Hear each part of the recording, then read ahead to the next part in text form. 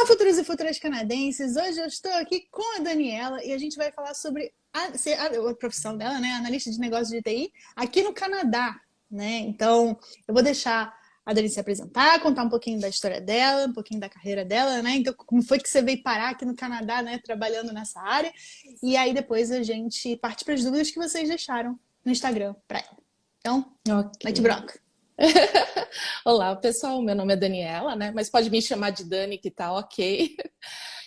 Eu já era analista de negócios, né, no Brasil, então tenho pelo menos 7 anos na área de experiência, né? E mais um pouco com consultorias, então na área de TI. E aí o que aconteceu foi que, assim, tanto eu e o meu namorado, né? Namorado, marido, enfim. A gente conversando e ele já trabalhava de maneira remoto, né? Então até antes mesmo da pandemia. E aí a gente comentando e conversando e aí deu boom para variar da pandemia junto, né? E aí a gente começou a justamente pensar e avaliar quais eram as opções que a gente poderia ter morando fora do Brasil, né? Então a gente começou a dar essa olhada no mercado, entender como é que era o mercado de TI, né? Porque é muito amplo, né? Mas principalmente na nossa área, que é análise de negócios ou um suporte mais especializado, que normalmente não tem essas opções de, digamos, de imigração, né? Direto, como todo mundo gostaria, né? Já sai do Brasil com uma job offer, né? Então normalmente tem essas situações. E aí a gente começou a verificar aqui, claro, né? O primeiro ponto era justamente o salário, né? Então, assim, eram coisas que relativamente a gente fazia no Brasil da mesma maneira, só que aqui, né, por ser América do Norte, consequentemente ganhava mais. E a gente começou a fazer essa análise e aí a gente acabou considerando o Canadá para vir, né? Então a gente fez até uma consultoria, né, com a Renata. A gente conversou com ela, né, para avaliar qual era a nossa situação, né? E por conta justamente dos cursos que a gente tinha feito no Brasil, a melhor saída era que um de nós viéssemos para estudar e o outro viria com o Open Work Permit, né? Então, aí nessa seleção acabaram, né? Eu acabei entrando para estudar, então voltei a estudar, que já é né? Ok.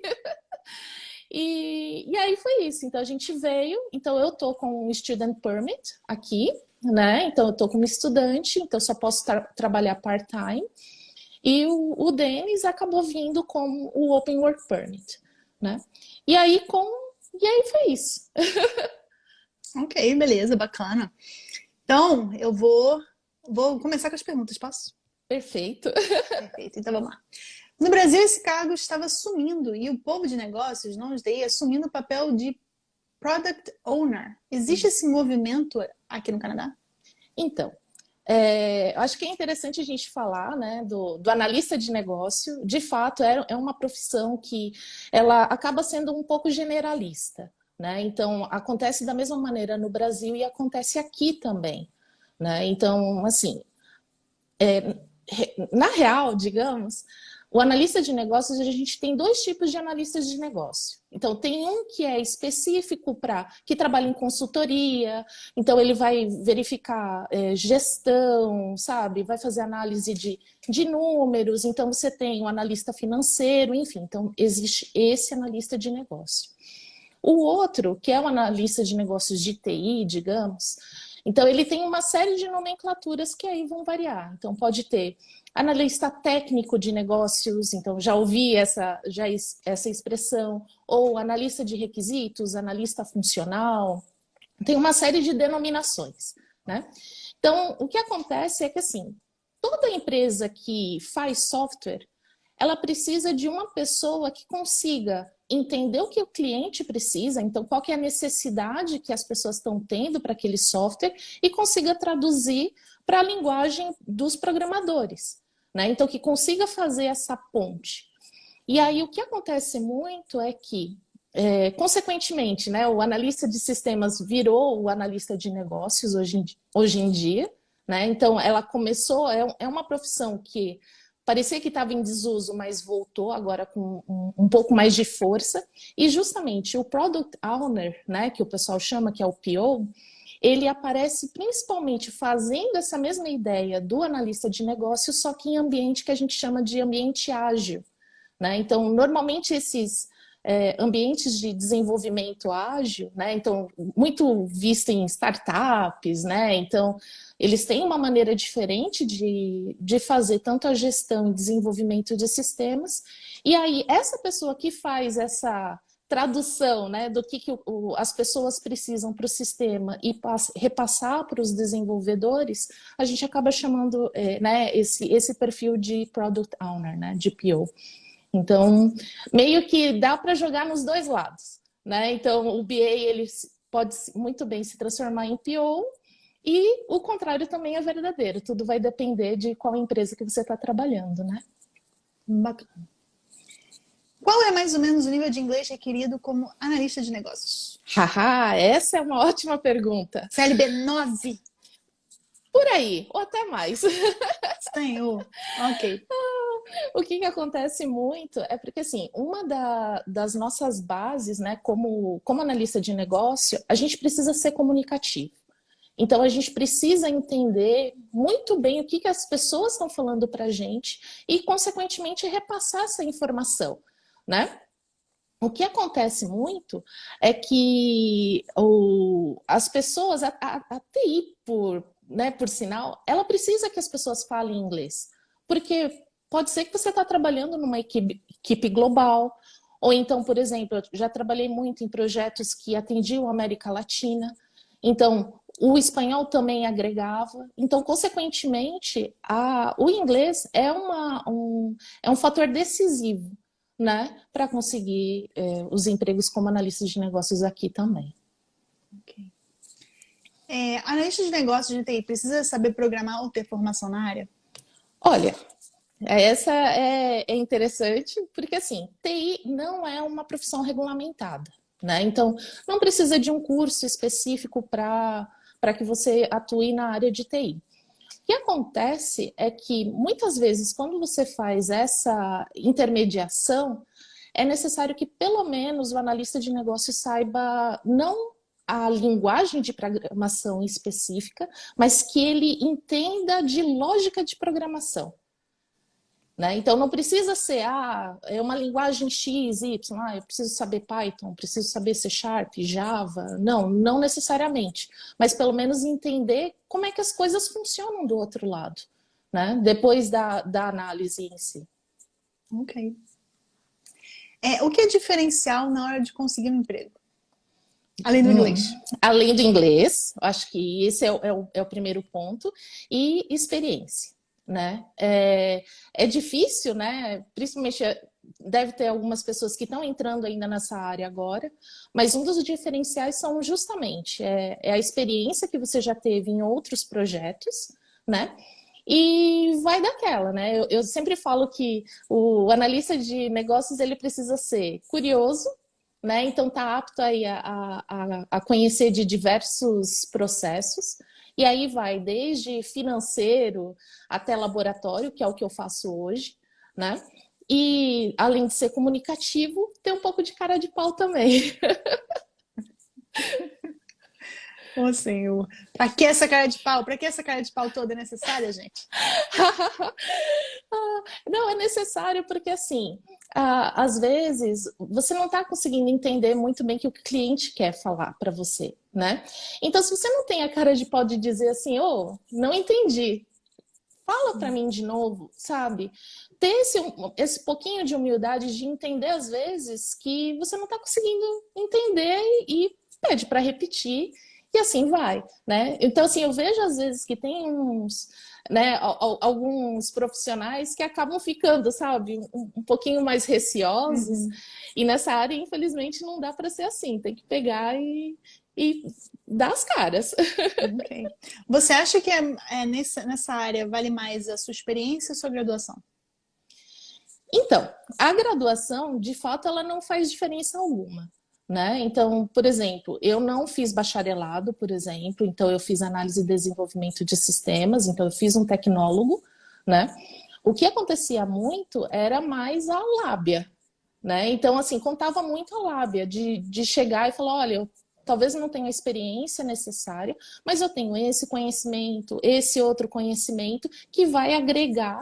Porque, assim, as palavras mágicas de análise de negócio é: eu vou trazer valor para o seu negócio, eu vou trazer muito mais do que você espera. Então, é mais isso, é o jogo de cintura, né?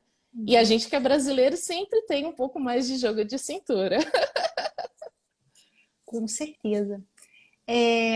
Aí aqui, agora eu já estou confusa se eu já li essa. Eu acho que eu já li. Tá. Como é demanda do analista de negócios no Canadá? Se possível, em Toronto e região. Ah, ok.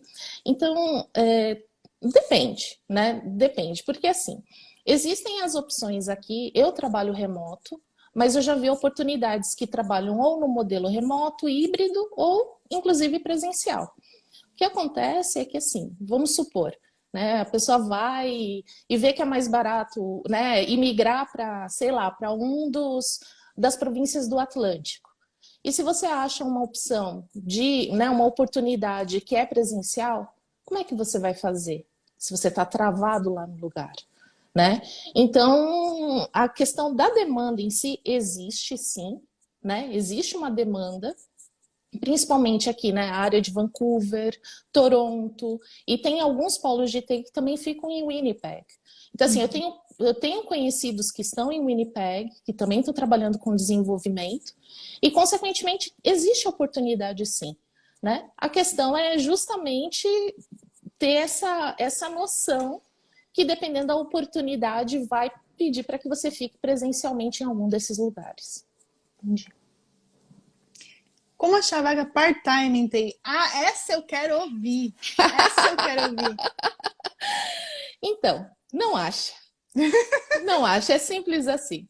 Mas aí você vai me perguntar assim: mas ué, Dani, você não falou que você é part-time? Sim, eu sou part-time, né? Eu trabalho remoto, a empresa fica no Quebec, né? Então, a empresa. Ih, ficou sem áudio aqui pra mim. Voltou. Ixi, eu não tô te ouvindo. Ah, agora foi. Foi. Então, o que acontece é que, assim, quando eu vim para cá, para o Canadá, eu ainda estava com o meu trabalho no Brasil. Né? Então eu estava trabalhando full time, e aí né? A diferença de horário para Vancouver, então tinha reunião 10 horas da manhã no Brasil, eu tinha que acordar 5 horas da manhã aqui. E com os estudos estava, né? Impossível, não dava, né? A carga horária de mestrado, de fato, ela é muito pesada. Né? Então, consequentemente, o que aconteceu muito foi eu me aplicava em algumas vagas, né? Essas vagas estavam falando que eram para full time, e quando eu chegava na oportunidade de justamente conversar com o empregador, eu contava a minha história. Eu falava: olha, por conta do meu permit, né? Então eu sou estudante, eu só posso trabalhar part-time, né? Eu também estou estudando. Então, se existe ou não essa possibilidade. Então aí vai justamente da cara de pau porque assim, se eu parasse no primeiro empecilho que está lá falando que é full time e não dar as caras e mandar o currículo, né, específico para essas vagas, provavelmente eu não conseguiria o emprego que eu tenho hoje. Então, assim, as vagas part-time podem até existir, né? Não vou dizer que não existem, né? Digamos que tenha, sei lá, 1%, né, das vagas que sejam part-time. Então, todas as vagas elas vão mostrar como full-time. E aí vai de você justamente ter a cara de pau, se aplicar na vaga e, quando passar, e comentar isso com o pessoal que está fazendo essa gestão dessa vaga, né? E aí? Gente, não, ela tem toda razão, porque assim, eu mesma, eu acho que eu tô aqui no Canadá, vai fazer o quê? 6 anos. Já tem 6 anos. Eu acho que eu conheci umas 3 pessoas que conseguiram trabalho em TI part-time em 6 anos. É muito pouco. Sim, É muito pouco. O pessoal, eles querem o profissional qualificado full-time, acabou. Então, não vem para cá achando que vocês vão chegar aqui, vocês vão conseguir trabalho part-time na área de vocês, ou né, na área de análise de negócios, ou, bom, o trabalho qualificado, porque vai ser difícil. É exato. isso. É difícil. É Só queria, difícil. só queria mandar um beijo pra Raíza, que tá assistindo aqui, que a Raíza até hoje assiste todos os meus vídeos, gente. Olha, Já é quase cidadã canadense, assiste todos os meus vídeos. Merece um oi. Então vamos lá. A área é bem remunerada para mid-level. então, aí vem a ideia da remuneração, né? Ela depende. Eu não sei o que para a pessoa é uma boa remuneração, né? Então, assim, o que eu aconselho é, vai no Glassdoor. Vai lá no Glassdoor, verifica quais são, né, os ranges de valores. Então, assim, eu já vi vaga de analista de negócios começando de 4.000 por ano, e tem vagas que você pega lá, que é um nível um pouco mais sênior, que chegam até 120.000. Então, assim, são ranges muito grandes. Então, tem que entender. E aí, acho que é mais fácil ir na fonte, que é o Glassdoor, né? Você vai lá, busca, né, com a empresa, enfim, e aí ela vai te dar lá, pelo menos a página te dá os ranges de valores, né? Okay. Quais cursos fazer no Canadá para obter essa formação? Então, os cursos que eu fiz, todos eles foram no Brasil. Tá? Então, de analista de negócios e tal. Então, existem muitas e ótimas possibilidades de cursos que tem no Brasil, remoto, inclusive, né? O que tem aqui, que eu já dei uma olhada, tem algumas faculdades aqui no Canadá que fazem, porque afinal, eu até ia falar justamente das certificações, né? Existem as certificações de analista de negócio aqui, e a sede fica aqui em Toronto. Então, consequentemente, você tem uma gama e um networking de analistas de negócio muito grande aqui no Canadá. Então, essa que é a ideia, né? Então, assim, eu tenho alguns contatos, então vou no LinkedIn, aí vejo, tem alguns professores que dão treinamento até aqui em Vancouver, então já vou lá e conecto, você dá um like lá, e aí começa justamente a conversa com esse tipo de profissional. Então, assim, minha sugestão é, né? Busque, né, esses cursos que existem aí no mercado e os cursos que são voltados para certificação, né? Bacana. É difícil conseguir job como BA se a pessoa conseguir até o CAD? Calma, CAD a gente está falando de Canadá ou a gente está falando de outra coisa que é uma sigla de vocês? Porque para mim Não, isso... é Canadá, eu acho. Tá. Assim, quando eu li, aí eu fiquei pensando também, mas eu acho que eu entendi a pergunta, né? Eu acho que a pergunta era mais ou menos Vim para cá assim. como visitante, bati de porta em porta, consegui um emprego? Mais ou menos isso. Ou voltou. Ih, saiu de novo. Voltou. Então vamos lá. Então, por exemplo, conseguir uma job offer, né? Que é o que todo mundo quer, né? Então, um dos problemas maiores de análise de negócio é você conseguir demonstrar aquilo que você sabe, né? Então, demonstrar que você tem conhecimento para justamente trabalhar aqui. E a diferença é que, sim, por exemplo, um desenvolvedor, né, um dev de TI é muito mais fácil, de certa maneira, porque você tem as provas, o pessoal tem até algumas agências de emprego que são voltadas para desenvolvedores, que você consegue sair já do Brasil com a job offer. Né? Então, eles até bancam, né, o processo de migração e tudo mais. Então, assim, infelizmente, para a área de análise de negócio, não tem essa, né, essa facilidade. Então, o ideal mesmo é vir para o Canadá, né? É claro, com um work permit, né? Ou student permit, né? Porque, assim, a hora que você vira a chavinha no LinkedIn e diz que você está no Canadá, nossa, chove. Chove. E é muito verdade, assim, eu recebi muita proposta de emprego, e aí é aquela, então ia na lábia, né, então alguns ok, outros já falavam, não, a gente só aceita se for full time, mas, né, consegui uma vaguinha aí part-time, então a gente segue. É difícil migrar para o Canadá sendo um analista de negócios pleno? Essa é uma pergunta que eu coloquei justamente porque eu não precisei ser um analista de negócios para emigrar para o Canadá, né? Então, eu vim para cá com student permit, né? Então, vir para cá é uma coisa, não depender da área para vir para o Canadá, né? Então, são coisas diferentes. Então, a ideia de justamente trazer essa pergunta, né, para entender que, assim, é uma profissão que é regulamentada, tá no NOC, é no NOC-A, né? E que acho que até, né? Você sabe os das 4 dígitos? Sim, 2171. Tá aqui anotadinho já, ó, no foco. Perfeito. Era a próxima pergunta, justamente, qual era o NOC que melhor se encaixava, mas continua falando. E aí é isso. Então, o que acontece muito é que às vezes a gente foca muito na profissão e assim, eu vou para essa profissão porque é mais fácil ou mais difícil migrar.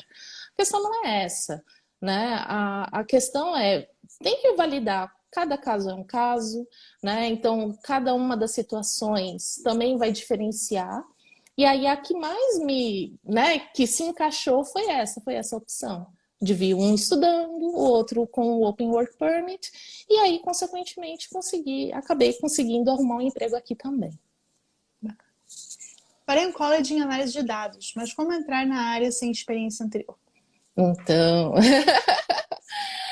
aí vem uma outra questão que muita gente às vezes vê como analista de negócio, né? O business analyst, e acaba trocando um pouco como business analytics, né? Que também é uma outra área que é mais relacionada a dados, né? Análise de dados e tudo mais.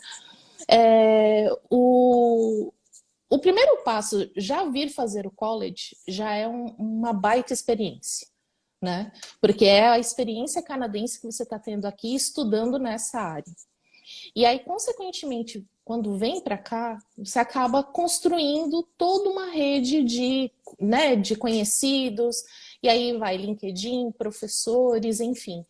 Então, eu acho que é super válido, né? Vir para cá e mesmo sem experiência, mas indo então atrás dessas certificações e justamente tendo inglês, você consequentemente vai conseguir prosperar aqui. Bacana. Por último, não menos importante, como iniciar a carreira de Data Analyst BI no Canadá sem experiência prévia?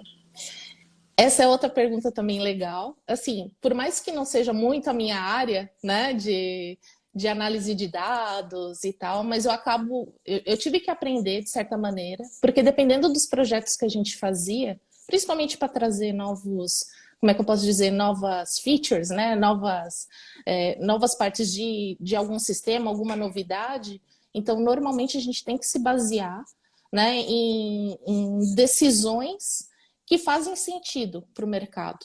Então, a análise de dados, ela fica inerente dentro também da profissão de análise de negócios, né? Agora, sem experiência, é a mesma ideia. Então, vem para cá, né? Começa a buscar, né? Começa lá do início, né? Ou um entry-level job, porque foi essa cabeça que, quando a gente veio, foi essa mesma ideia, né? Então, assim, eu já passei 7 anos trabalhando no Japão, né? Antes. E lá no Japão, por exemplo, eu trabalhava em chão de fábrica, né? E tudo mais. Então, assim, as pessoas às vezes precisam ter essa noção que, por mais que você tenha, né, uma história no Brasil e tudo mais, talvez você não consiga chegar no mesmo nível, né? Eu mesma, no Brasil eu era sênior, né? Eu era sênior de análise de dados. Aqui eu sou ainda analista de sistemas, né? Ou analista de negócios, só que eu acabei descendo alguns degraus, né? Justamente para conseguir entrar e poder ter essa experiência. E foi, assim, foi uma das melhores, assim. Ai, que bacana.